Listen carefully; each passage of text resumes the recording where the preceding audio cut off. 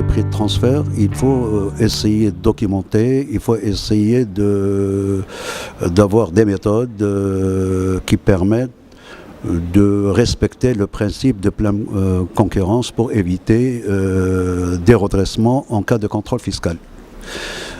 Parce que le risque devient très très important en matière de prix de transfert dans la mesure où on ne respecte pas ce principe de pleine concurrence du fait qu'on plisse des rappels d'impôts sur les sociétés, de l'impôt de distribution, éventuellement de la TVA. D'accord. Les sanctions sont devenues très sévères avec la loi de finances 2016.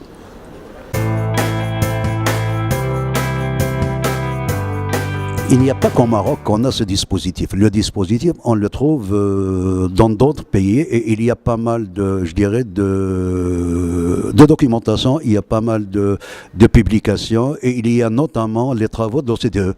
Donc on peut s'inspirer un peu des travaux de l'OCDE, des conventions fiscales, des modèles de conventions pour voir quelles sont les, je dirais, les choses ou les procédures à mettre en place pour éviter des risques en la matière.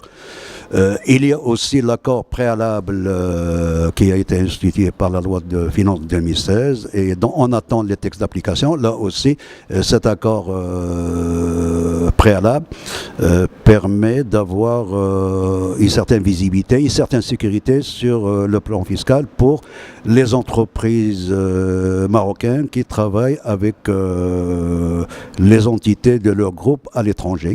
Et dans ce sens-là, on peut avoir l'accord sur la méthode à appliquer pour fixer le prix de transfert. Le dispositif marocain se caractérise par le fait qu'il est applicable également aux opérations maroco-marocaines et non pas aux opérations transfrontalières.